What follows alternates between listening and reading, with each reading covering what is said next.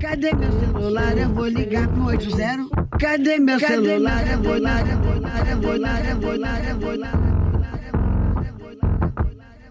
Ninféias apresenta Pílulas Feministas.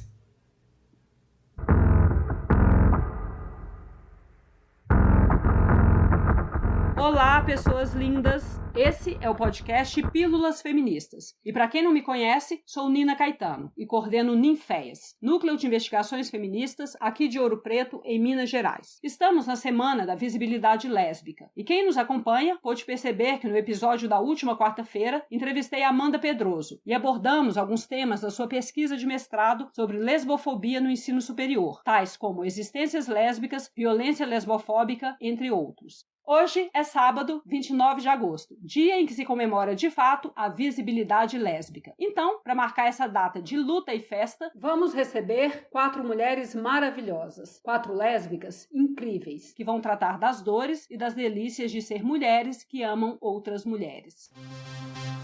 Eu gosto de mulheres. Eu sou sapatão, eu sou sargento, panchona, lésbica, eu falo. Eu gosto de colocar aranha pra brincar. Eu gosto de colocar aranha pra brincar. Eu colo. Ana Luísa Gonçalves é sapatão convicta, jornalista, produtora de conteúdo e editora da revista Lesbe. Marcela Alexandre é pedagoga, pós-graduanda em arte-terapia, é da Umbanda, empreendedora das bonecas Abayomi e, além disso tudo, mãe de uma adolescente de 15 anos. Jamine Miranda é historiadora, mestre em educação, educadora social e criadora de conteúdo na página Preta Caminhão, que desde 2017 vem tratando de pautas, vivências, moda e estilo de mulheres negras e lésbicas que não performam a feminilidade imposta. E Flávia Emery é professora, engenheira de formação, psicanalista de profissão e apaixonada por música, se dedicando ao aprendizado de vários instrumentos. Bem-vindas, mulheres! Eu quero agradecer muito a presença de vocês e começar colocando uma questão. Como a gente sabe, vivemos numa sociedade hétero-cis-normativa, que faz, como bem disse Amanda Pedroso, na entrevista de quarta, um alinhamento entre sexo, gênero e sexualidade, de modo que o ser humano nasce, nessa perspectiva, com um sexo determinado. É macho homem ou fêmea mulher. E o sexo vai determinar um dos 2 gêneros possíveis, feminino ou masculino, conduzindo esse sujeito, então, a uma única forma de desejo, que é o desejo pelo sexo oposto ao seu. Ou seja, mulheres, naturalmente, seriam inclinadas às características tidas como femininas. Seriam dóceis, delicadas, frágeis e amariam homens. E homens seriam másculos, fortes, agressivos e amariam mulheres. Como norma dominante na nossa sociedade, vemos essa ideia o tempo inteiro sendo reproduzida no discurso da mídia e nas representações em novelas, filmes, livros, conduzindo a uma heterossexualidade compulsória, que coloca o relacionamento erótico afetivo heterossexual como uma única e verdadeira forma de expressar desejo e amor, como a única forma natural, normal, aceitável, tornando qualquer outra forma de amor anormal, desviante, pervertida. Então, eu queria começar perguntando, como foi a descoberta da sua sexualidade? Vocês sempre se entenderam como lésbicas ou houve muitos conflitos, dúvidas?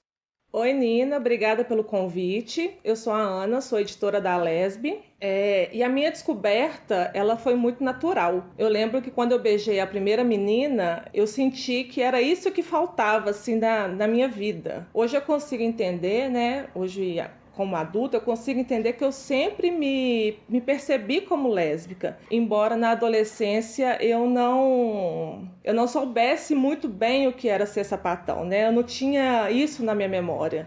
Não se falava desse assunto dentro da minha casa, eu não tinha contato com outras meninas e mulheres lésbicas, então o reconhecimento da orientação foi mais difícil, mas depois de beijar, né, foi tudo muito tranquilo. Eu lembro que eu já queria contar de cara para minha família que eu tinha ficado com uma mulher e a menina que eu tava ficando, ela que me alertou despertou que isso poderia gerar algum problema. O que eu questionava na adolescência era... Eu tenho 2 irmãs e elas sempre comentavam de homens e eu ficava assim, gente, mas eu não sinto essas coisas. Mas era apenas isso. Eu identificava uma diferença, mas eu não entrava em conflito com isso também. Eu ficava com meninos também quando eu era mais jovem, mas aí depois de beijar a menina, eu só fiquei com mulheres. Então a questão da compulsoriedade está aí presente, né? De alguma maneira as referências que você tinha eram todas hétero e de algum modo foi difícil para você entender sua orientação porque não havia nenhum tipo de referência que pudesse te orientar em relação ao que você sentia, né? Como é que foi para vocês, mulheres? Salve! Primeiro quero dizer que é um prazerão estar aqui. Sou a Jamine, criadora da página Preta Caminhão. É muito interessante, assim, porque eu fico pensando um pouco sobre a minha construção, sobre o meu entendimento enquanto lésbica. E eu sempre falo, assim, que durante muito tempo da minha vida eu quis muito ser homem, porque naquele momento, enfim, e pela minha criação, o que eu sabia e o que eu entendia era que só homens poderiam ficar com mulheres. Então eu queria ser um homem para estar com outras mulheres, e aí no momento que eu descobri que mulheres podiam amar mulheres, assim, parece que o mundo se abriu, assim, uma realidade nova chegou, e é o rolê também da falta de representatividade total, assim, não tinha outras mulheres lésbicas, a gente não tinha exemplos positivos do amor entre mulheres, então durante um tempo eu vivi essa heteronormatividade compulsória, assim, eu sempre brinco que ser hétero, que foi a minha fase, né, todo mundo fala que ser sapatão é a fase, mas ser hétero foi minha fase de tentar me encaixar mesmo em vários lugares para poder estar com outras mulheres, assim. Hoje eu vejo que na verdade eu saí 2 vezes do armário, né? Eu saí a primeira vez quando eu me entendi sapatão e eu saí pela segunda vez quando eu falei, olha, eu sou sapatão e sou caminhoneira, tipo, não quero cumprir esses lugares. Então foi uma dupla saída do armário. É louco isso que você coloca, né, Jamine? Porque a coisa da representação positiva, que você fala que você não teve, se a gente pensa isso que eu tinha colocado, né, das representações em filmes, livros, o que a gente tem, sei lá, novelas, eu me lembro disso, tinha casais lésbicos em novelas, mas todos terminavam explodidos em prédios. Sim, Torre de Babel tá aí, né? Né? Todo casal de lésbico morria. Ou senão dava um beijinho que nem encaixava, né? Nem encostava na boca, né? Né? Ou isso. Não tinha expressão de sexualidade, né? E você, Flávia? Eu queria dar um bom dia a todos. Eu queria agradecer muito, Nina, pela oportunidade de estar aqui conversando com vocês. É um prazer. E como foi colocado por você, eu achei fantástica a fala da Jamine, né, sobre essa expansão nossa. Eu tive consciência de mim e descobri que eu poderia gostar de mulheres.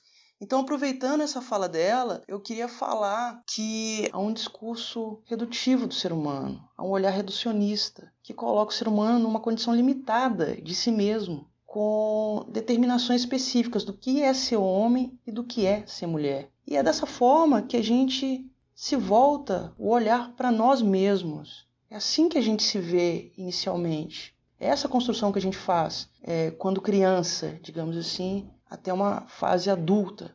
E quando a gente olha para a nossa sexualidade, quando a gente percebe que não, eu estou interessada por alguém que tem o mesmo sexo que eu, então a gente tem uma ampliação, a gente amplia o olhar do que é ser humano. E a gente percebe que ser humano não é ser apenas um órgão sexual. E quando isso acontece, é muito doloroso, porque dá uma sensação, um sentimento de autotraição e de descompasso social. Autotraição porque você se pergunta, poxa, mas por que eu acreditei que eu era tão pouco assim? Isso é doloroso, é muito doloroso.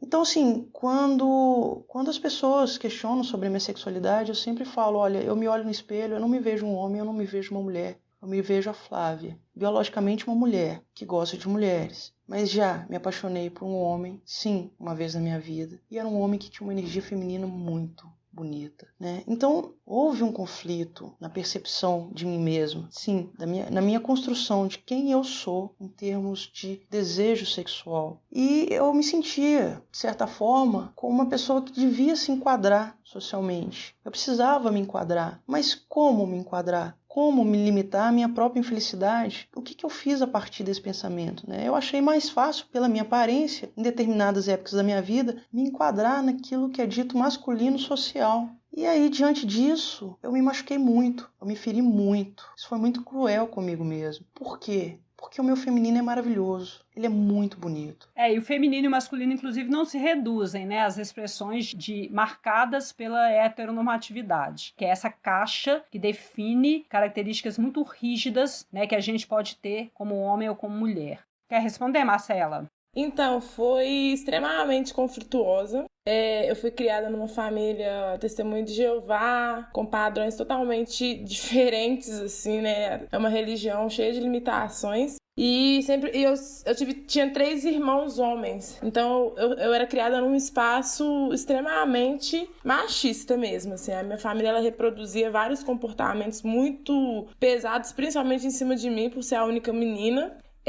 Eu tive uma relação, eu sofri alguns tipos de violência, passei por algumas coisas e que me fizeram entrar em relações muito novas. Comecei a me relacionar com 13 anos, 14, eu engravidei muito jovem, eu tive uma filha com 15 para 16 anos. E então essas relações, elas sempre foram muito impostas pra mim, assim. E aí eu comecei a me relacionar, mas eu sempre me sentia muito mal, principalmente em relação sexual, em contato e beijo. Eu odiava aquilo tudo, eu me sentia cumprindo uma obrigação, isso era muito claro, assim. E aí eu lembro que quando teve uma época que eu tava, né, com o pai da minha filha, e aí eu não queria mais transar com ele, eu já não tava entendendo porque que eu tava fazendo aquilo tudo, só que eu era muito jovem, e aí eu sempre chorava.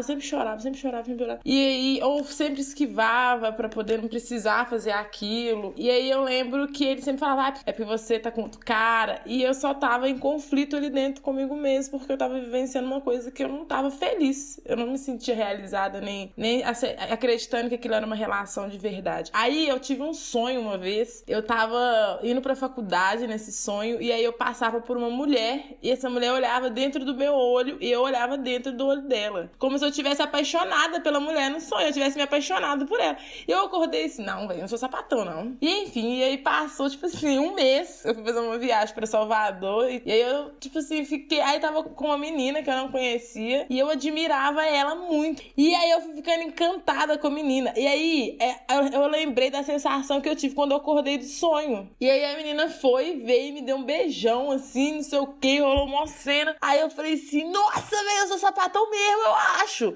Beleza, porque eu poderia falar assim, nossa, acho que eu sou bi ou qualquer coisa. Não, eu já fui logo, tipo, eu sou sapatão mesmo, não sei o que, não sei o que. Você entendeu o que você sentia, né, Marcela? E exatamente, naquele momento houve um despertar que era totalmente diferente de tudo que eu já havia sentido. Porque era, além de um encanto, era uma sensação que eu gostava de sentir, não era algo que eu queria bloquear de sentir. E aí foi muito intenso, tipo assim, eu falei, nossa, aí veio as crises existenciais e todas elas, e tipo, tudo que eu vivi até agora é uma mentira, eu sou uma mentira, eu não sei, talvez, o que aconteceu.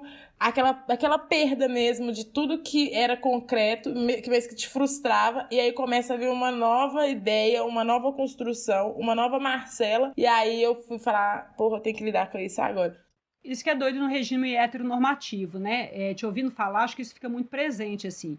Você tinha dados muito concretos, né, no seu corpo, da falta de desejo por homens, né? Porque a pessoa que é bi, eu acho que é diferente. Por exemplo, eu sou uma mulher bi, então eu tenho desejo por homens. Eu gosto de me relacionar com homens também. Eu não me sentia incomodada de me relacionar com homens. Não era isso que você sentia. Você tinha um incômodo, você não tinha desejo, você se sentia invadida, só que você não entendia o que você sentia, né? De algum modo, você achava que tinha algum problema com você, não era, sabe? Será que é porque eu tenho um trauma? Será que é porque, né, eu comecei muito nova? O que será que tem de errado comigo? Aí quando, né, você beijou a mulher, a impressão que eu tenho é como se você conseguisse agora entender o que você sente, tipo. Eu não sentia nada errado, eu só tava beijando a pessoa errada, porque o que eu sinto é isso aqui é certo. Tá me sentindo bem, tá apaixonada, tá feliz com, né, com o que eu tô sentindo, fazendo amor.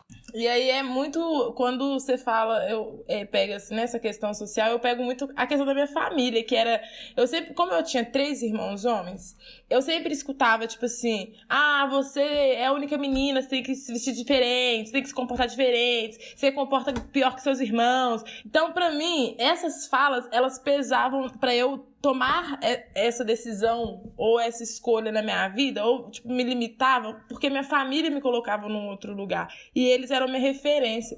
Então, pra mim, era errado. Até no sonho, quando eu sonhei, eu falei assim, nossa, eu lembro que eu, tipo assim, repugnava o sonho de uma forma que hoje eu olho e falo assim, nossa, eu nem tenho sonhado com mulher igual eu sonhei aquela vez, que bosta. Tipo assim. Agora você vive, Amora.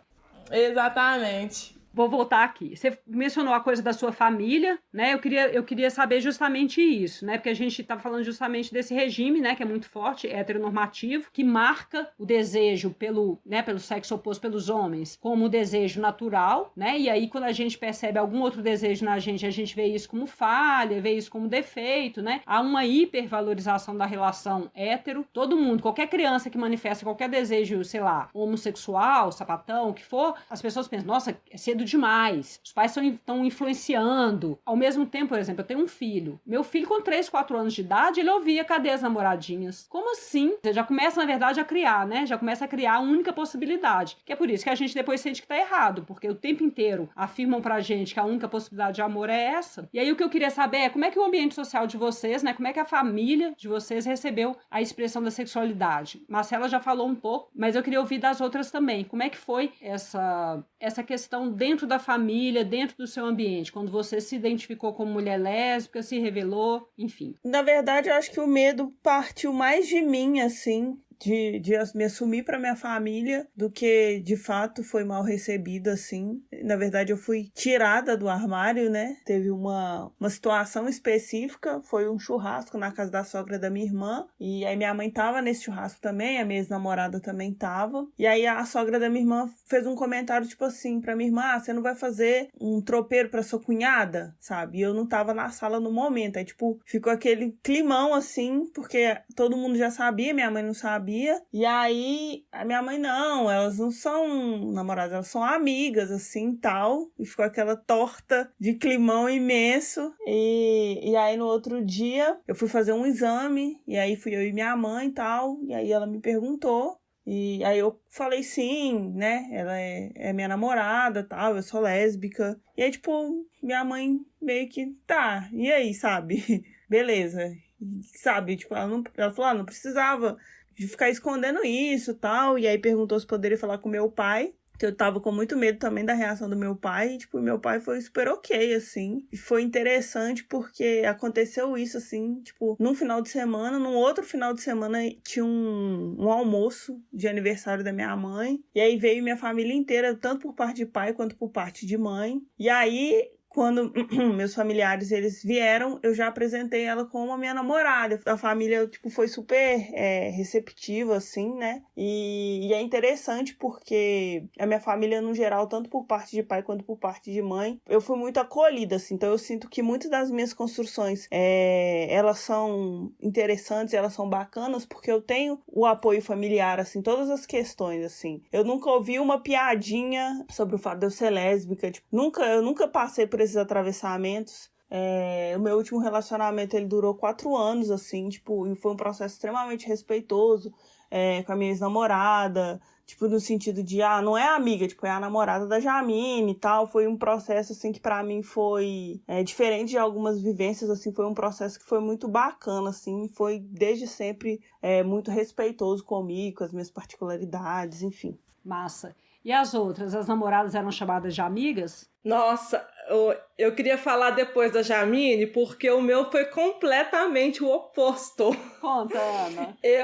Eu fui aquela mulher que foi levada pra... Eu nem gosto dessa palavra, mas eu fui levada pra ser exorcizada, gente. Embora quem tenha me levado não lembre disso. Mas eu lembro muito bem do lugar que eu estava, da mesa que eu estava sentada, do rosto da senhora que rezava com a mão na minha cabeça e batendo o pé no chão, mandando o capeta sair do meu corpo. Foi extremamente violento. Isso foi há mais de 15 anos. Eu lembro da minha mãe chegar para mim e... É lógico, né? Já havia uma movimentação na minha vida de que eu estava com alguém, né? Eu já dava sinais claros de que eu estava me relacionando com alguém, mas eu não dizia quem era. E minha mãe chegou para mim e perguntou: Não, falou, eu acho que você está namorando uma mulher. E aí eu comecei a chorar, disse que estava, e aí foi o caos, né? Aí aconteceu essa situação de eu ser levada pra mulher tirar o capeta do meu corpo. E aí eu falei assim com a minha mãe, eu queria que você não contasse pro meu pai, porque meu pai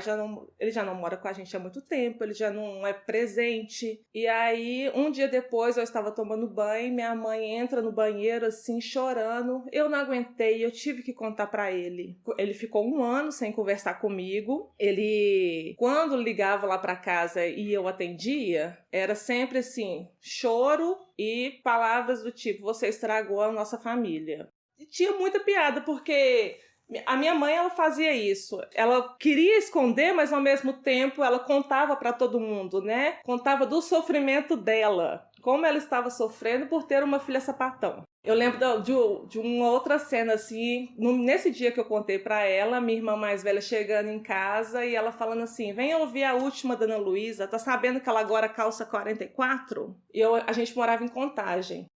Meses depois disso, a gente mudou aqui pra BH. A desculpa de ter mudado era porque todo mundo sabia de mim e que isso estava afetando a nossa família e a nossa relação. Depois, minha mãe vendeu o carro que tinha, a gente vendeu a casa que a gente tinha em Contagem, compramos uma casa aqui, um apartamento aqui com um preço muito em conta. Minha mãe pegou a grana que sobrou e foi morar na Europa com desculpa de que eu tinha feito isso com ela. E foi muito recente, assim, deve ter uns 3 anos, que eu consegui dizer pra ela que ela não foi por minha causa, que ela foi por causa dela, que ela que tinha que se organizar mentalmente, emocionalmente, pro que ela estava vivendo naquela época. Não era por mim que ela estava fazendo aquilo. Só que, por outro lado, assim, quando eu ia contar para as minhas amigas, era tudo muito divertido. Eu chegava com aquela frase, né? Eu preciso te contar alguma coisa. E aí eu falava, sou lésbica. Aí as minhas amigas, é isso? Aí a gente ria, brincava. Aí eu lembro que eu contei a primeira vez que eu contei pra uma amiga minha, eu falei assim, Aline, tem uma mulher querendo ficar comigo. E ela parou tudo que estava fazendo e falou assim, e você não vai ficar por quê? E eu falei, graças a Deus, porque eu tô morrendo de vontade de beijar. Então, por outro lado, as amigas sempre me acolhiam e a gente se divertia. Minha irmã mais nova também, que hoje é lésbica, que se assumiu, se descobriu lésbica recentemente, ela também, assim, a gente trocava muita ideia no começo, sabe? E aí eu lembro dela falando assim, Ana Luísa, essas coisas que você tá me falando, que sente por outra mulher, eu acho que eu sou sapatão também. Porque eu sinto a mesma coisa. Isso a gente tinha, sei lá, 15, 16 anos. Mas ela só foi se descobrir agora. Mas foi isso, assim, a questão familiar pra mim foi bem pesada. Hoje, meu pai, ele finge que isso não existe. Quando ele vai perguntar sobre namorado para minha irmã mais velha, por exemplo, a pergunta termina nela, não chega até em mim. Ele não sabe da minha outra irmã. E minha mãe hoje, que foi a que me levou, né, para ser exorcizada, não lembra disso. Eu já comentei isso com ela e ela falou assim que não tem lembrança nenhuma desse fato. Mas hoje ela é maravilhosa. Recebe muito bem minhas namoradas, fica amiga das minhas ex, às vezes mais do que eu, faz almoço, conversa muito. E hoje o ambiente social e familiar mudou completamente. Mas 16, 17 anos atrás foi isso. Antes tarde do que nunca, né? Mas é muito cruel. Assim, ouvindo seu relato, a coisa toda é muito cruel, né? Assim, no sentido da culpa que é jogada, da tentativa de evitar, enfim. Eu imagino, sinto muito, né? Porque eu imagino que deve ter sido muito difícil essa experiência para você. Não, eu ia comentar que exatamente isso. Eu carreguei muita culpa durante muito tempo, porque era tudo jogado em cima de mim, né? A gente mudou de cidade por sua causa. Eu tive que ir para a Europa por sua causa. Não tem nem como não carregar a culpa, né? Assim, as famílias brasileiras, mineiras, eu sou mineira, enfim, né? Vocês também, imagino todo mundo aqui, né? A gente sabe como é que funciona, né? É muita neurose e é muito esse lugar da culpa, que é uma coisa impressionante. Como as famílias criam culpas nos seus filhos, como se cria relações neuróticas, como que você fortalece essa coisa, saca, da dependência dos filhos, de como que você se sacrifica, mesmo para as mães, sabe? Eu acho que para as mães também não é um lugar fácil. Esse também de que a vida delas pessoas é um pouco significada pelo que os filhos são, né? A mãe se dedica tanto aos filhos, ela tem tão pouca vida própria, que o que o filho é a expressão dela. Então, se meu filho falhou, e aí acaba que a expressão da sexualidade é entendida como uma falha, a culpa é minha. Então, como que eu, mãe, né, deixei minha filha ser sapatão? Sei lá, o que passa na cabeça. Sim, eu lembro da minha mãe chegar para mim e falar assim: eu fui abusada quando era criança e nem por isso eu virei sapatão. Devia. Pois é. E outra coisa que eu percebo também, como essa violência, ela começa dentro de casa. E isso é muito triste, na maioria das vezes, né? É muito mais forte dentro de casa. É um lugar que era para ser de amparo, né? Mas não é, de modo nenhum. É o primeiro a rejeitar. Isso que sua mãe falou é uma coisa muito séria, né? Assim, porque isso acaba sendo para muita gente a referência. Como se o fato da orientação sexual fosse necessariamente fruto de um trauma, fosse fruto de um desvio e não expressão saudável, natural, né? De uma orientação diferente daquela que é imposta, né? Não é porque eu tive um trauma que eu sou sapatão. Então não é porque você foi abusada que você deveria ser sapatão. Mas talvez você devesse pensar a relação com os homens, né? No sentido de que, enfim, esse é outro tema, né? Vamos lá, Flávia, fala pra nós como é que foi. Então, Nina, no meu caso, o que aconteceu foi um intermediário entre o que aconteceu com a Ana e o que aconteceu com a Jamine. Porque quando a minha família descobriu, instituiu-se um contrato de silêncio, não dito por ninguém. Então, ninguém falava, né? Minha família não falava e eu não falava. E assim durou por muitos anos. É claro que isso gera um incômodo. Poxa, você quer apresentar a pessoas que você também tem um sentimento bom, porque o amor é um sentimento bom. E você se restringe, não é permitido por esse contrato, né, instituído silenciosamente. Mas o tempo traz maturidade e com o tempo isso foi sendo aceito. Foi um processo lento, mas acabou sendo aceito. Então, né, eu já levo a minha namorada, levo ela todas as vezes que eu viajo, né, vou para casa da minha família, ela vai comigo. Agora, em relação ao ambiente social, isso aí já foi mais complexo, né? Porque a noção de respeito era muito individual. Então, eu, com certeza, já sofri muito abuso verbal, tá? Principalmente por conta disso. As pessoas olham pra mim, e isso é muito interessante. As pessoas olham pra mim, muitas vezes, mesmo sabendo que meu nome é Flávia, me chamam de ele. E é interessante porque, assim, a partir do momento também que eu comecei a estudar a psicanálise, né? Tive um olhar mais psicanalítico, eu percebo que eu também me refiro a ele, às vezes, quando eu falo de mim. Eu sou esse ser confuso, né? Que já entendeu que eu não preciso ser o que o outro quer, né, que eu seja. Mas o que acontece é muito isso. Sabe meu nome, sabe que eu sou mulher, mas me chama de ele. Então, muitas vezes, a minha aparência, né? Por eu parecer um menino, isso foi agressivo para algumas pessoas. Só que eu sempre penso, né, e levo comigo a seguinte questão: se te agride, isso é um problema seu. Resolva o seu problema, não faça o seu problema um problema meu. O incômodo é seu, te agride. Então resolve o seu problema aí, mas não me viole, né? Não me violente, tá? Porque eu não tenho parte nenhuma com esse problema que não é meu e não vou tomar parte. Sim. Eu não sei se a Marcela quer falar mais alguma coisa. Eu não tive essa conversa e eu tive minhas restrições também por receio da reação. Não falei com minha filha, na época eu lembro que eu vivi tipo assim uns 5 anos, mais ou menos, nisso. Aí até que eu tive uma relação mais concreta. E aí eu lembro que eu falei: Bela, eu preciso conversar uma coisa com você e tal.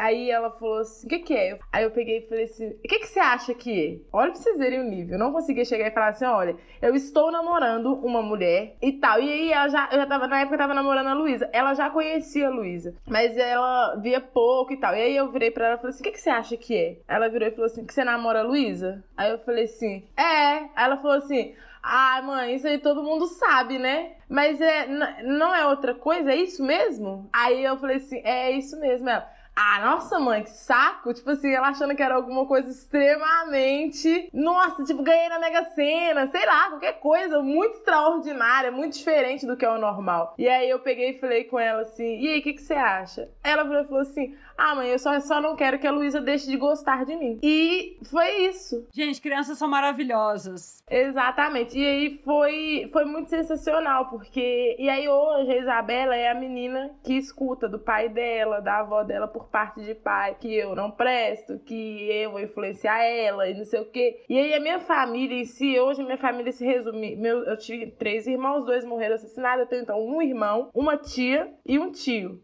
porque minha mãe e meu pai, eles não são presentes na minha vida. Eu entendendo toda a construção da minha família, toda a construção que eles tiveram de nível de educação, de nível de socializar, de sair da onde eles eram para poder ir pro mundo, de conexões que eles fizeram com o mundo, eu não consegui chegar e falar assim, olha, é isso, isso e isso. Porque eu não conseguia mesmo entender qual que era a necessidade disso, assim, sabe? Mas, ao mesmo tempo, eles conseguem compreender que a Luísa era minha companheira. Eles visitavam minha casa. Quando a gente terminou, inclusive, a minha tia falou assim, nossa, você não sofreu assim por conta de homem, agora tá nesse sofrimento todo por conta de mulher. E aí, nisso, eu já entendi que ela conseguia compreender que nós tínhamos uma relação e ela super respeitava. Então, com a minha tia, eu conseguia ter alguns níveis de conversa, sim. Mas, ao mesmo tempo, quando eu começava, ela bloqueava, ela mesma não queria. Então, eu não invadia muito, sabe? Não é meu desejo. E meu tio não conseguia, porque meu tio é extremamente homão, esses machão mesmo. E ele é do tipo que falava, tipo assim, no meu aniversário ele virou e falou assim, se for pra você vir aqui pra casa com sapatão, você nem vem. E eu ia do mesmo jeito. Então não era um lugar que eu me sinto segura e confortável pra debater ou pra impor, porque eu acho que você é agredido de uma forma que eu não quero, não preciso, não quero. Então eu prefiro manter. Pra eles não vai fazer diferença. Pra mim não vai fazer diferença. Não vai mesmo. A minha família não me incomoda. Entendeu? Sim. Mas querendo ou não, né, Marcela, é um reflexo da sociedade, né? No sentido assim, a sua família, ela é uma extensão, assim, o modo como ela relaciona-se com a sua sexualidade é uma extensão desse modo social, né? Porque é muito doido que precise ser algo, primeiro, a ser revelado, a ser assumido como se fosse um crime, né? Assim, por que eu preciso assumir uma sexualidade? É porque ela é tida como desviante, ela é tida como, sei lá, um crime. Aí eu preciso assumir aquilo que eu faço. Na verdade, a gente deveria poder expressar o que a gente sente sem ter que assumir. Do jeito que a gente quisesse, né?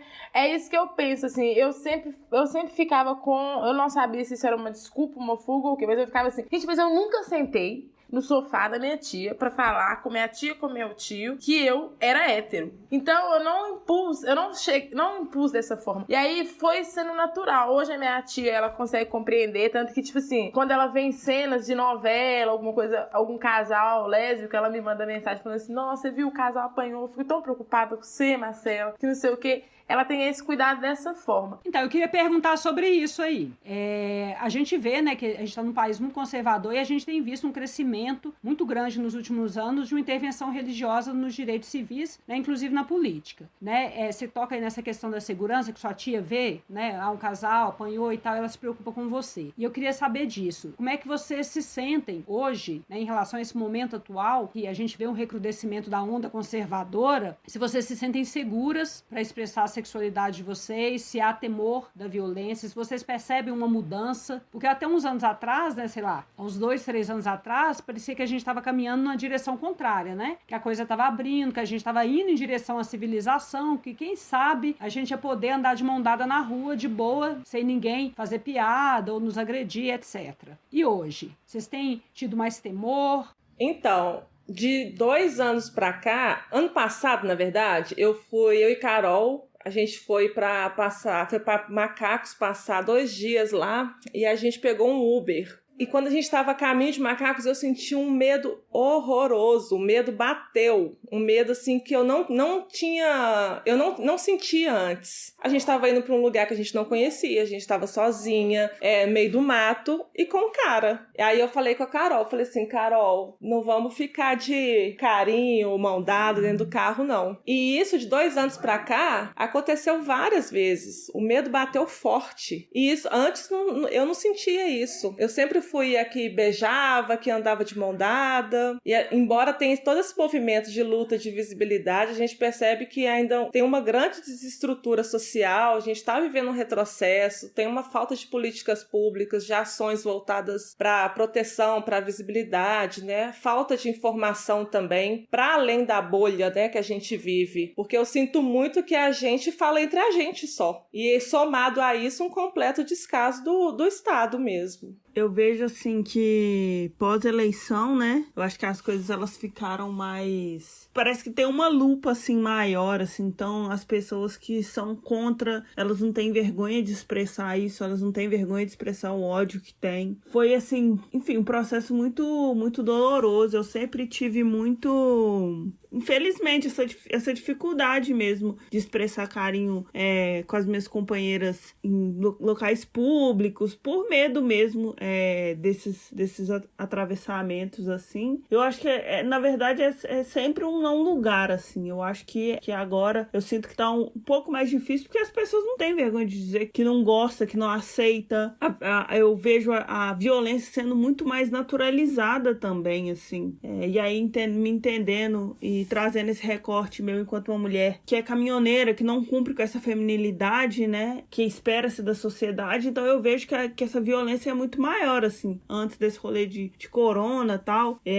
Eu via muito, por exemplo, se eu ia num rolê, eu tava com alguma mina que vestia mais essa feminilidade, como a abordagem dos caras é muito mais agressiva, porque pra eles é tipo assim, pô, como é que você fica com uma mina aí que parece homem e não fica comigo que sou homem, que sou, né, na ideia de alguns o centro do universo. Então, é isso, assim, eu vejo que não tem vergonha de falar mesmo, assim, fala o que quer, é isso mesmo, e você que se vire aí pra lidar com isso, ou não lide também, não tá nem aí, né? Mas o presidente não tem vergonha também, né? Então... ele apoia, né? Ele vai lá e assina tudo essas loucuras aí que esse povo fala e faz. É isso que eu tenho percebido, isso aí que vocês comentaram, né? Dessa disfarçatez, né? Desse descobrimento, desse verniz que saiu. Tinha um vernizinho ali de leve, né? Que era colocado em cima desse conservadorismo, porque era feio socialmente manifestar, mas como agora é bonito, né? Não tem problema, até o presidente fala. Então as pessoas se sentem muito à vontade para manifestar toda a sua raiva, todo o seu ódio, todo o seu preconceito. E Flávia? Então, violência é um tema que quando me questionam, Nina, eu sempre falo o seguinte: eu tenho medo até da minha própria violência, porque minha violência, ela também me viola. Então eu tenho medo de qualquer tipo de violência, assim. Eu tenho realmente muito medo, principalmente agora. Parece que essa violência está sendo instigada nas pessoas, né? Todos nós somos. Então, o que acontece? Como todos nós temos isso, faz parte de nós, essa violência, quando essa violência é instigada, se torna muito perigoso. E eu tenho medo, só que eu não posso paralisar por isso. Então, é uma violência que não me paralisa, apesar de algumas vezes sentir ela próxima. O que acontece muitas vezes, e que eu acho, às vezes, até interessante, é que, por exemplo, quando estava nos preparativos de carnaval, passei eu e minha namorada, a gente estava de mão dada, a gente passou por um bloco aqui perto de casa, e chegou uma moça e falou: olha, usem camisinha, e me deu uma camisinha. Falei: moça, eu não vou usar camisinha não, eu não preciso não. Então, o que acontece muitas vezes é por eu ter essa energia masculina, as pessoas não percebem, tá? Eu já vi que isso acontece, as pessoas não percebem que é um casal homossexual, elas acham que é um casal heterossexual. Então isso, muitas vezes, digamos, me livra um pouco dessa violência. Mas, com certeza, eu tenho medo. Medo, porque a violência é para ter medo mesmo. Mas é isso, a gente não pode paralisar diante dela. Flávia, tá? Você vem comentando, né, dessa coisa de você ser confundida com o homem, né, de você, então, claramente ser uma mulher lésbica que não performa a feminilidade. Jamine também comentou, né, sobre isso. Ela tem a página Preta Caminhão, no qual ela aborda justamente essas questões, né? Então eu queria que vocês falassem um pouco mais dessa relação com a performance do feminino e que você contasse também pra gente, Jamine, como é que surgiu a ideia de criar a página. Flávia? Eu percebo, quando é questionado sobre a expressão da minha sexualidade, como eu expresso minha sexualidade, eu queria colocar que realmente ela é independente da minha vontade. É como eu digo, a minha energia é masculina, então ela muitas vezes até independe da minha vontade. Eu posso colocar um salto, e isso já aconteceu. Eu posso colocar um salto, um vestido longo, inclusive, para ir para uma formatura. Então, mesmo que eu me coloque, né, nessa vestimenta que a sociedade impõe muitas vezes, a expressão da minha sexualidade, ela independe da minha vontade, ela chega. E você, Jamine? Então, a minha construção, assim, o meu entendimento enquanto uma lésbica caminhoneira veio dentro de um relacionamento. Foi difícil, assim, pra mim, Enfim, eu já não tava nesse lugar dessa feminilidade imposta, assim, mas quando eu finalmente, tipo assim, resolvi entender, falar, é isso, esse é o meu rolê mesmo. Eu tive um apoio, né, da minha ex-namorada, que foi fundamental nesse processo. E dá vários medos, assim, vários estranhamentos. A Marcela, ela chegou a me conhecer. Quando eu conheci a Marcela, eu ainda vestia muito essa feminilidade, assim. Foi duplamente sair do armário nesse lugar, assim, porque quando eu me entendi lésbica, eu acho que é legal fazer esse entendimento, porque quando eu me entendi lésbica, eu falei assim, não, agora minhas questões, elas foram, tipo, resolvidas, eu vou conseguir me relacionar, vai ser um rolê, tipo, massa. E aí, quando você entra no meio lésbico, você descobre que é um meio também extremamente racista, tipo, as minas não querem ficar com as minas pretas. E foi quando eu conheci o movimento negro de BH, quando eu conheci outras minas pretas, que eu falei, pô, velho, agora as coisas vão ficar melhor. E aí, novamente, eu esbarrei em outras questões, porque eu saí de um lugar que eu vestia mais essa feminilidade pra não performar essa feminilidade imposta mais. Aí eu fiquei, tipo, me questionando, pô, velho, e agora? Tipo, será que as meninas vão querer ficar comigo? Porque eu não tô mais nesse lugar. E aí eu fiquei sempre me questionando, assim, e durante muito tempo eu achei que eu não performava uma feminilidade ou que eu performava uma masculinidade. E não, tipo, o que eu venho trazer são outras feminilidades, assim, eu tô trazendo que não existe um jeito certo, né? Não existe um jeito certo de ser mulher, como não existe um jeito certo de ser homem, tipo, nós somos pessoas múltiplas. E foi dentro desse cenário, assim, que o Preta Caminhão, ele surgiu em 2017, que eu curto muito moda, assim, e eu gostava muito de procurar referências pra rolê, e eu não via mulheres parecidas comigo, com um corpo parecido com o meu, e aí a ideia foi, tipo, fotos de moda, e aí eu fui trazendo outras coisas, assim, agora que eu tô resgatando esse rolê de moda, que eu curto, mas aí eu fui encontrando outras mulheres que foram tendo outras vivências, tipo, parecidas com as minhas, assim. Que as questões atravessavam elas da mesma forma, assim, que me atravessavam. E hoje, eu vejo, assim, que eu sou infinitamente mais vaidosa do que eu já fui em qualquer época da minha vida, tipo assim. E as minhas amigas também caminhoneiras, elas falam, pô, velho, no momento que eu me entendi enquanto uma sapatão caminhoneira, eu sou extremamente vaidosa, tipo, eu sou muito vaidosa, eu gosto de estar sempre, tipo, com meu cabelo cortado, gosto de fazer a unha, quando tem lá, vamos fazer skincare, vamos fazer tal. E eu acho que é importante, assim, é importante esses cuidados nesses lugares, enfim. E é isso, assim, não é fácil, principalmente no meio sapatão, que não quer estar com a gente, e aí eu também não escolho, né, se eu quero sofrer por ser sapatão ou por ser preta, são opressões que elas me atravessam junto, e é um rolezão. E aí também veio o coronavírus agora, né, e aí eu usou, que eu namorei 4 anos, e no ano que eu tô solteira veio uma pandemia mundial, que me trancou dentro de casa. Então, também não sei como é que muito vai ser esse rolê aí pós-coronga, né? Eu não posso reclamar, porque comigo aconteceu o contrário. Passei 8 anos solteira, aí quando comecei a ficar com a menina, veio o coronavírus, aí eu tô o quê? Namorando. Uma moça maravilhosa chamada Gabriela, depois eu vou te apresentar. Então, a Jamile tocou no ponto que eu acho que é muito importante, que é a questão da afetividade com mulheres negras, né? Você manifestou aí quando você foi pro meio sapatão, né? Começou a aparecer esse outro rolê que era em relação à sua raça, das minas não querendo ficar com você porque você é preta. Eu queria ouvir um pouco mais sobre isso, Jamile, que você colocasse um pouco mais essa questão. As opressões se misturam, sem dúvida nenhuma, né? São duas opressões que estão aí relacionadas também, né? A questão da sexualidade e a questão étnico-racial, mas eu queria que você falasse um pouco mais disso também, Marcela. Já vi que você já abriu o microfone aí, né? Marcela e Flávia também comentassem como é que é essa experiência de ser lésbica sendo mulheres negras. Se quiser continuar, Jamine, aí depois as outras pegam. Então, é um rolezão, porque até pra ficar com as minas pretas, assim, tem tem também quais minas pretas querem, tipo assim, o meio quer ficar, né? Porque é isso, a gente não pode fugir e achar que a gente, só porque nós estamos entre mulheres lésbicas ou dentro da sigla, que não vai acontecer, tipo, é um meio extremamente racista, então se você não for uma mulher preta, que não vou dizer padrão, porque é difícil falar sobre mulheres pretas, né? A gente ser padrão, mas, tipo assim, tem todo um lugar, então, tipo, tem que ser aquela mulher, tipo, tem que ser do corpão, sabe? Tem que estar em várias e várias e várias caixinhas pra você minimamente se relacionar e ainda sempre te colocando naquele lugar, tipo, do sexo mesmo, assim. Vou transar com você, ali no canto, e é isso, não vou assumir. E aí no meu lugar enquanto caminhoneira, assim, eu me sinto muito num não lugar. Eu gosto sempre de falar assim, que vários dos meus comportamentos, eles são automaticamente associados do que tem de mais tóxico na masculinidade. Então, por exemplo, se eu me relaciono com uma mina que é lésbica e ela cumpre mais essa feminilidade, se ela, por exemplo, se ela falar que durante o sexo ela gosta de mandar, isso é visto tipo ok, sabe? Ela tá exercendo a liberdade no corpo dela. Mas se eu, Jamine, falasse, eu gosto de mandar no sexo, automaticamente eu sou associada ao lugar de macho escroto, ao lugar de que tá querendo ser o homem, sabe? Tipo assim, é um não lugar, porque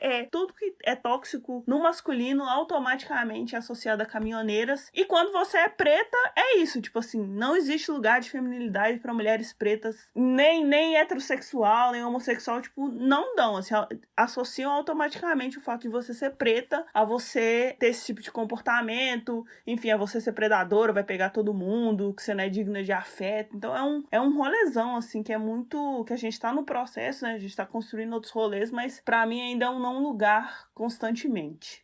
Mas a gente sente porque a gente sempre vê pessoas brancas em relacionamentos que parecem ser saudáveis muitas vezes.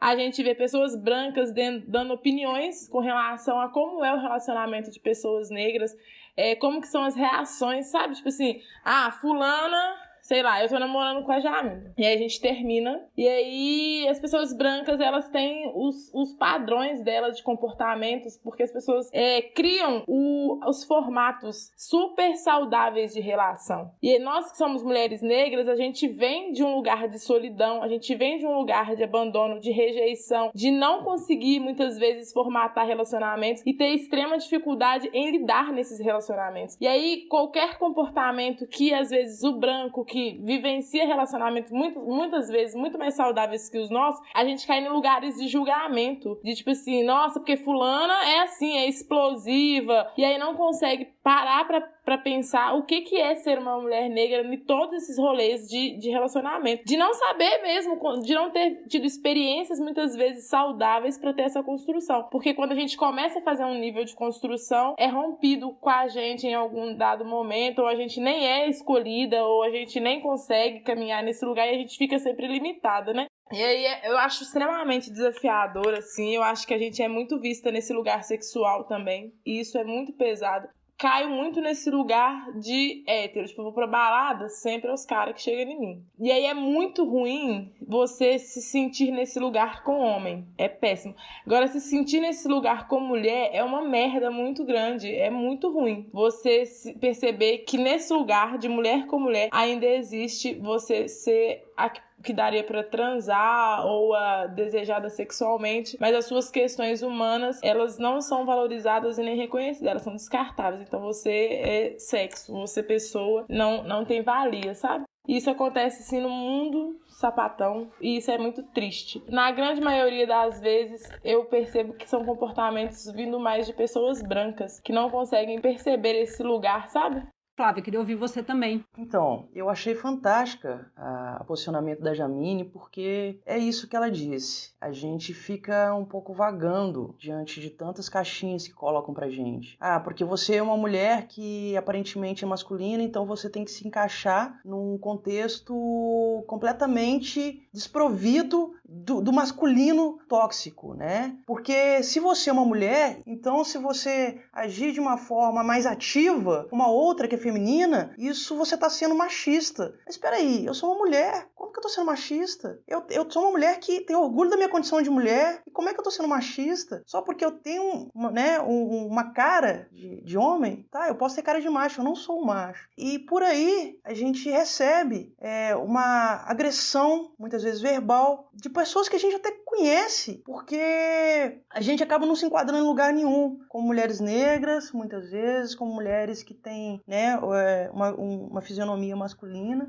a gente fica aí vagando. É complexo essa questão das caixinhas que colocam na vida da gente. Você precisa ser uma mulher, né, feminina, você precisa, além de ser uma mulher feminina, você precisa ser uma mulher branca, como a Marcela diz, para não ser sexualizada, né? Você precisa ser uma dama da sociedade. Mas, poxa, dia querem que a gente seja uma dama da sociedade, mas olham pra gente como uma escrava. Fica complexo. Então, Nina, o que eu posso falar disso é que em algum momento das nossas vidas, como mulheres, como negras, como homossexuais, a gente vai passar por alguma situação dessa, né? E não adianta a gente tamponar. E agora, a questão é que eu muitas vezes pergunto será que a gente também não tá nesse lugar também? Será que a gente não se coloca nesse lugar porque a gente sempre ouviu das pessoas que era esse o nosso lugar? Será que a gente também não coloca a gente nesse lugar de submissão? Será que a gente também não coloca nesse lugar de que, por sermos negras, somos inferiores? Será que a gente não coloca nesse lugar que, por termos uma energia masculina, né, um visual masculino, a gente não é um macho?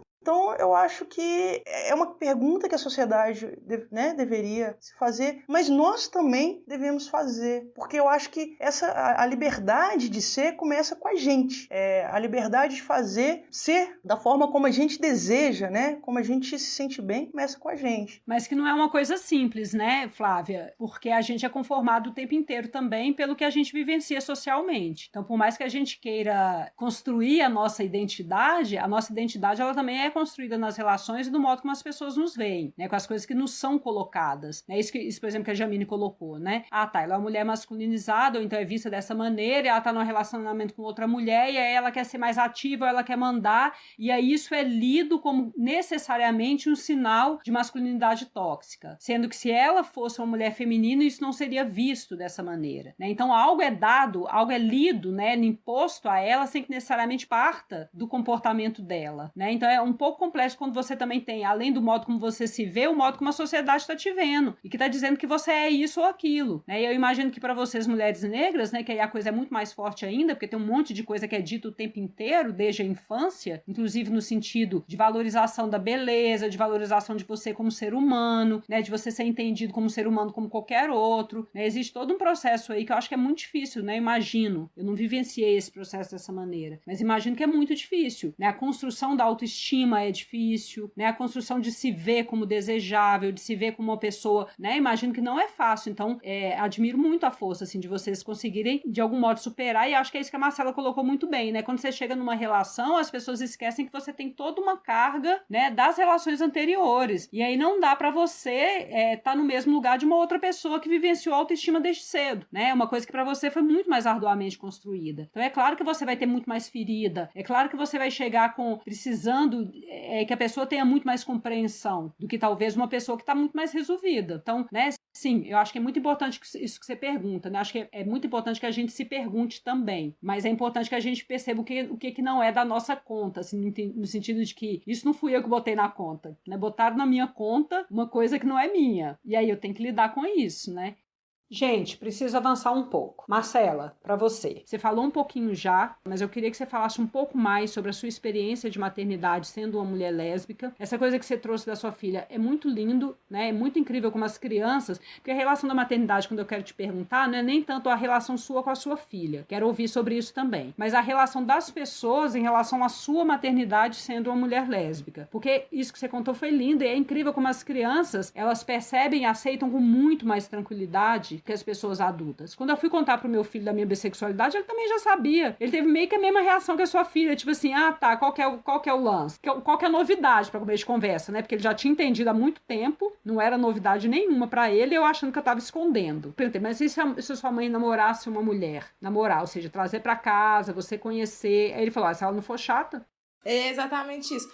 Então, a maternidade, pra mim em si, foi extremamente desafiadora. Primeiro porque eu tava jovem, segundo porque eu não tinha uma relação de construção de mãe, eu não sabia o que era ser mãe, tipo, não tinha nem mãe, como é que eu sabia o que ia ser mãe? Era uma loucura. E aí, nesse lugar de lésbica, é isso, assim, da família do pai da Isabela, que é muito presente na vida dela, mas de uma forma não 100% positiva, porque presença, né, não é nada, às vezes a presença só causa mais tumulto do que ajuda. Eu escuto muitas coisas de que eu vou influenciar minha filha pra ser assim, de que é importante para as pessoas na escola, então. Eu escuto muito das professoras que é muito importante eu ter construções de relacionamento com homens para poder minha filha ter uma experiência de relação paterna saudável, já que eu não tive com o pai dela. E umas coisas que, tipo assim, eu fico olhando assim, eu falo assim, meu Deus. Hoje eu não debato, hoje eu não discuto, não é mais meu lugar, assim. Hoje eu quero só viver em paz mesmo. Milito na onde me cabe, e que hoje onde me cabe é na minha relação com a minha filha. Hoje a minha filha tá sofrendo aí numa paixonite com uma outra menina. E aí eu falei, você tá dando mole, porque começou a sofrer foi cedo. Agora vai ser durante muito tempo, tipo assim, vai chorar horrores agora. Mas eu acho que eu acredito muito, como uma mulher negra, na ancestralidade. E eu acredito muito que a gente vai rompendo com alguns karmas, né? A nossa relação, nós filhos, a gente reproduz muito as relações dos nossos pais. A gente visualiza, a gente critica muitas vezes, a gente não quer, mas a gente faz as mesmas coisas, as mesmas escolhas. Então, se a gente foi criada no meio de uma mãe e um pai, que o pai é violento verbalmente com sua mãe, você rejeita, não gosta daquilo, mas a gente tem uma propensão muito maior de ter relações com pessoas do tipo do nosso pai. E aí, hoje eu tento manter relações mais saudáveis pra mim, ou demonstrar também, coisas mais saudáveis pra minha filha, pra que ela também consiga não ficar bloqueada desse lado, assim, sabe? É muito difícil, pra mim é muito difícil. Hoje não mais, porque hoje minha filha tá aí na minha vida, todo mundo sabe, mas eu escondi a existência da Isabela durante muito tempo nas minhas relações, muito tempo, porque nem todo mundo tá aí pra poder aceitar uma mulher com um filho, né? É muito desafiador, porque queira sim, queira não, se essa mulher decide morar comigo, ela vai morar comigo e com a minha filha. Se ela decide ir passear, muitas vezes ela vai ter que ir passear comigo e com a minha filha. Então, nem sempre as pessoas muitas vezes não estão aptas nem pra estar relacionando com uma outra pessoa e lidar com uma outra pessoa, com uma filha, e a minha filha ainda tem 15 anos. Então, tipo assim, a pessoa tem que ser muito corajosa. E eu valorizo muito as pessoas que se relacionam comigo aceitando isso tranquilamente, porque eu entendo que elas são corajosas. E aí é muito desafiador, porque às vezes as pessoas colocam de também, hoje bem menos, mas as pessoas colocam assim, você é lésbica e tem filho, como que é isso? Tipo assim, é meio surreal, sabe? Há algumas colocações em relação à maternidade, assim, como uma mulher lésbica. E aí eu acho que hoje, tendo várias histórias diferentes de duas mães, de dois pais, vão fazendo as pessoas naturalizarem isso. Mas ainda assim, no cotidiano, as pessoas param e pensam, ela é sapatão, ela é lésbica, mas ela tem uma filha de 15 anos. Não, você descobriu isso agora, né? Que você é lésbica agora, né? Eu poderia simplesmente estar hoje lésbica e falar, olha, vou ter uma filha. Sabe, parece que no nosso mundo isso é muito normal, mas lá fora as pessoas pensam que então você não gosta de homem mais mesmo, não. Sabe? Umas coisas assim. Então é isso que, enquanto mãe, eu fico escutando dentro do meu mundo lésbico, assim, de algumas pessoas. Mas eu acho que a gente já evoluiu bastante, assim, e hoje essas coisas, elas não me afetam. Minha filha é incrível, ela me ajuda muito nessa construção, assim, e hoje eu vejo ela se relacionando com outras mulheres e eu sou extremamente tranquila em saber que eu não interferi, eu não induzi e que isso não existe. É muito bom você não carregar isso, sabe? Não tem nada a ver com o que eu sou, tem a ver com o que ela é. É porque ela também gosta de mulheres. E olha que massa, na idade dela você estava se relacionando com o pai dela, numa relação que você estava se sentindo obrigada a estar nela, e hoje a sua filha não precisa passar por isso. Então a gente vai rompendo com isso. Então, pra mim, é muito sensacional.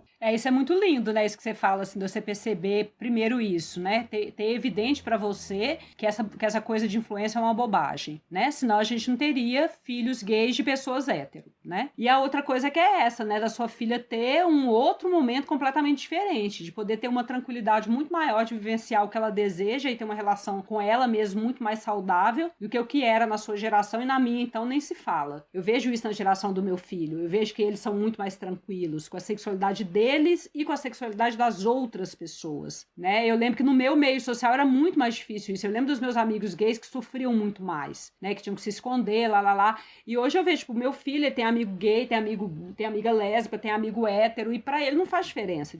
Não é surpresa, não é problema. Não é surpresa, né? De chegar em casa e falar assim, nossa, mãe, eu tenho um amigo que é gay. Minha filha nunca chegou, porque é normal, gente.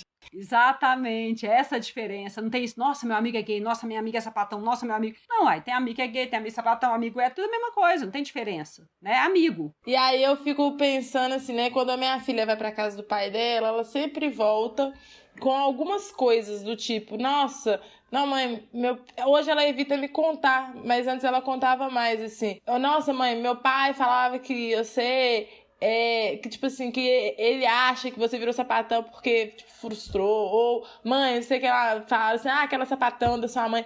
E aí, eles não conseguem compreender que hoje a minha filha ela tem uma construção dela também, e que hoje ela tá se envolvendo com mulheres também, e que a probabilidade dela manter relações de verdade com a família do pai dela, escutando tudo que eles falam de mim, vai ser zero, porque ela não consegue, tipo, se eles falam isso da minha mãe, o que eles vão falar de mim? Ela ainda percebe que... E aí é bom, né? Porque ela consegue perceber algumas coisas que talvez eu não vou precisar ficar mostrando pra ela o tempo todo, assim. O pai dela mostra isso pra ela, assim. E aí ela vai percebendo e ela vai crescendo com isso tudo. Gente, a minha filha, ela é a pessoa mais maravilhosa que vocês vão conhecer, se vocês quiserem conhecer na face da terra. E ela, tipo, me ajuda muito, muito nesse lugar, porque é a juventude, gente. Eles são muito pegam informação muito rápido. Então, às vezes, eu falo alguma coisa, assim, ela fala assim, não, mãe, mas assim, eu tava lendo e tal sobre isso, a gente não pode falar isso, não. Tipo assim, outro dia eu falei, tava passando alguma coisa na televisão, eu falei assim, nossa, que mulher feia. Aí ela falou assim, feia por quê? Eu acho um absurdo você falar que as pessoas são feias. Feia pra quem? E, tipo, me esculacha. Ela me esculacha. Tipo assim, e é uns negócios que a gente solta. Sabe aqueles atos falhos que você solta assim? E aí ela já vem dar aquela burdoada e tal. E aí ela, tipo assim, nessas relações que ela tá construindo com outras meninas, eu vejo, sabe, o tanto que ela, às vezes, vai tratando com uma forma muito respeito. E ela estava numa relação com uma menina branca. E ela chegou pra mim e falou assim, mãe, acho que eu sou palmiteira. Adoro! Acho que eu sou palmiteira, é muito bom.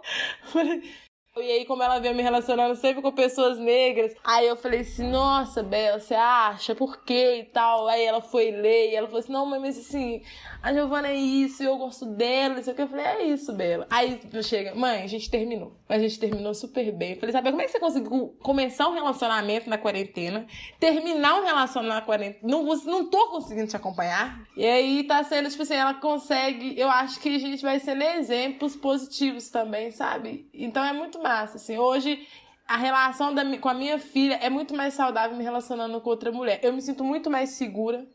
Eu sinto que eu posso deixar minha filha sair com minha namorada ou com a pessoa que eu tô me relacionando, que eu sei que nada vai acontecer com ela, que ela vai ser cuidada. Porque eu posso conhecer a índole daquela mulher, né? Conhecer ela e saber que eu posso confiar, o que é diferente numa relação com um homem, que você não sabe hora nenhuma. Isso é fato. É incrível, né? Mas é fato. Eu com meu filho, eu tinha isso também. Eu falava com ele, era assim, olha, se tocar em você, pode ser seu pai, seu avô, não dá pra você confiar, você não sabe. Por mais que você conviva com um homem, é o seu marido, é o pai do seu filho, com o que a gente tem aí como, né, dados e tudo mais, não dá, velho. Com a experiência que a gente tem como mulher, né, eu fui abusada, eu sei que você comentou isso aqui no início, né, assim, não dá, a gente não confia, é fato, a gente não confia. Gente, eu quero fazer 2 últimas perguntas, eu quero fazer uma que eu gostaria que todas respondessem, qual a delícia da lesbianidade? Aê, finalmente! Falar de coisa gostosa!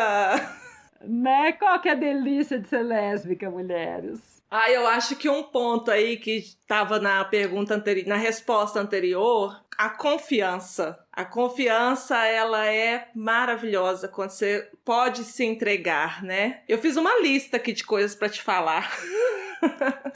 Fala a lista. Mas é empatia, o respeito, a cumplicidade, o corpo, a construção em conjunto, o cuidado que a gente tem uma com a outra, a afetividade, o reconhecimento, né? O lugar da escuta. A escuta é uma coisa extremamente importante na minha vida e que eu priorizo muito nas minhas relações. Então, uma escuta ativa parece que é uma coisa da mulher mesmo, né? Dessa troca que acontece no relacionamento. Quem mais? Então, pra mim, eu acho que é a descoberta de você mesma, sabe? Das suas sensações, daquilo que você tem direito de sentir, pode sentir com leveza, sabe? Sem medo. Tipo, é você ir pra algum lugar e falar assim, nossa, olha a boca daquela mulher maravilhosa que eu quero beijar. É isso, sabe? É aquela pessoa incrível ali que eu vou trocar energia e ideia com ela. É aquela pessoa que eu vou fazer trocas na minha vida, que eu vou poder crescer. Porque acho que relações héteros, elas não, pra mim, não me contemplam nesse lugar, sabe? Tipo, dessa troca de confiança mesmo, como a Flávia, foi a Flávia, não, foi a Ana que falou, né? Dessa cumplicidade mesmo. E diferente de qualquer coisa, é muito... É você se dar a permissão de viver aquilo que você é, sabe? Amar aquilo que aquela pessoa, aquela mulher que você gosta mesmo, é uma busca. Pra mim foi muito libertador, sabe? Conseguir entender que era essa a minha felicidade, assim, como outra pessoa. Era como uma mulher. Vendo que, tipo, na minha família ninguém viveu isso, assim, ninguém. E vendo ainda que na minha família a maior parte das pessoas tiveram só relações dolorosas e frustradas. A história delas foram só essas. E aí eu me pergunto, será que é porque, no final das contas, a minha tia amava era outra mulher? E aí ela não vivenciou isso, ela não teve essa oportunidade de vivenciar isso? Até acho que não necessariamente, viu, Marcela? É porque efetivamente é isso que você falou, é muito difícil a relação hétero, né? No sentido dos modelos mesmo. Eu falo isso porque hoje, por exemplo, a minha tia, ela, há uns dias atrás, quando eu tava passando por um problema muito, muito sério, assim, ela virou pra mim e falou assim, nossa, Marcela, eu amei tantas pessoas e aí eu não me permiti realmente amar como você ama, sabe? Eu não me permiti, eu fiquei presa num lugar só. E aí não é quando eu falo isso, não é nem rotulando que talvez seja ou que talvez não seja, mas que foi vetada o amor pra tantas pessoas, sabe? Tantas pessoas, as pessoas foram vetadas de amar. E ser lésbica e viver isso hoje pra mim é não deixar o amor ser vetado pra mim, é ter lutado e me descoberto e conseguido hoje viver aquilo que realmente eu amo, que é outra mulher. E aí quando você consegue descobrir que você dá conta e que amar outra mulher é possível, isso traz de volta o lugar de autoestima, porque você se ama também, porque você também é mulher. Então, mexe com muitas estruturas, assim, principalmente quando você vem de uma estrutura de mulher negra, onde a solidão e a ausência de várias coisas, ela é permanente. Quando você consegue dar esse passo, é muito fundamental, assim. E essa fala da minha tia, ela foi muito significativa pra mim. De, tipo, você permite viver o amor que é o amor verdadeiro pra você. Massa. E você, Jamine, qual que é a delícia de ser lésbica? Acho que eu engrosso, assim, que as meninas falaram, que é esse lugar de afeto, que é esse lugar de cuidado. É a troca que só uma mulher com outra mulher, assim, pode fazer, que eu acho que isso é incrível, assim. É isso, de estar com alguém que, né, e principalmente no meu lugar, com minas pretas, tá com uma, enfim, com uma mina que entende, que me compreende, que sabe das minhas dores, que tá ali comigo. E é isso, assim, amar outras mulheres pra mim é liberdade. Eu acho que desperta o que tem de mais bom em mim, assim, o melhor sentimento, são as melhores trocas. E foi amando também outras mulheres que eu compreendi muito sobre o afeto, muito sobre mim, assim. Então, amar outras mulheres é incrível, assim, é maravilhoso demais.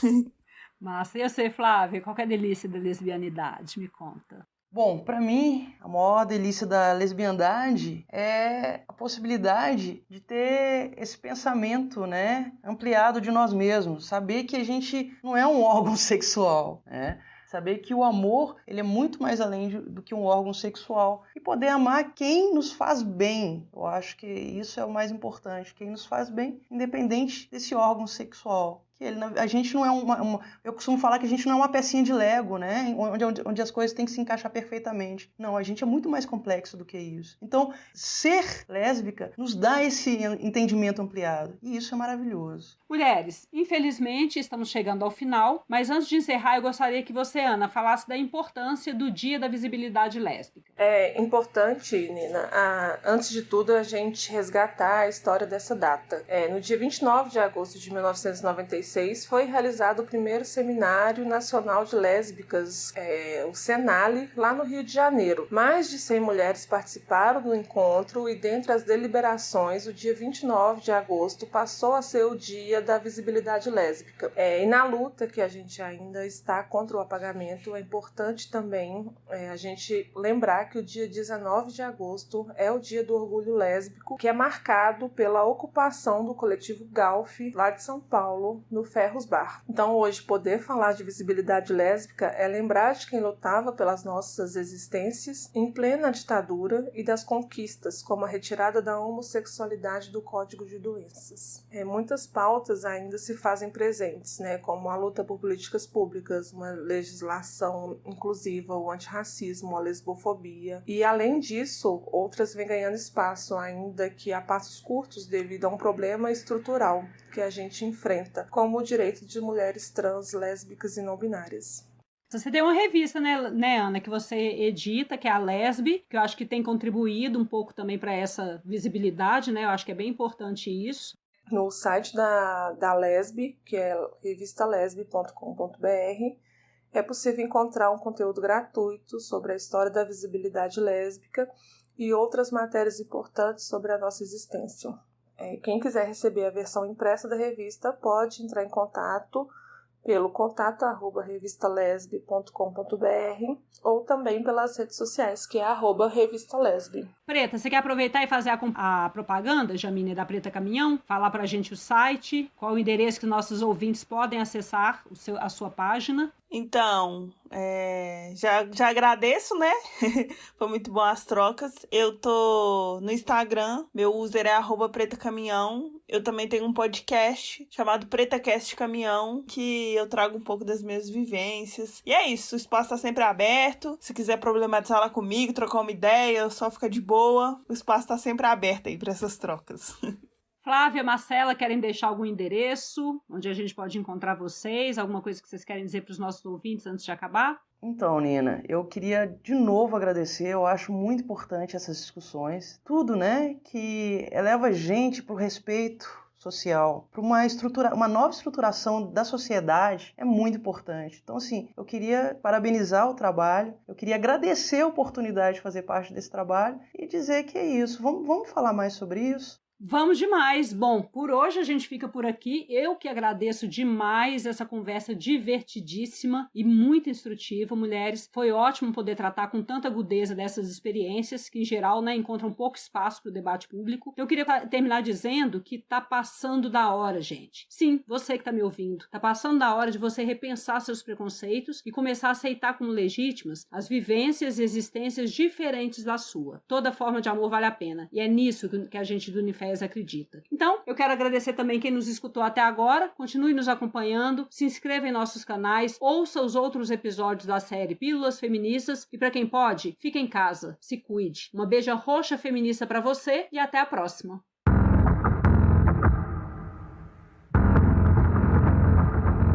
Essa foi mais uma produção do Ninféias, Núcleo de Investigações Feministas, com o apoio da Pró-Reitoria de Extensão da Universidade Federal de Ouro Preto.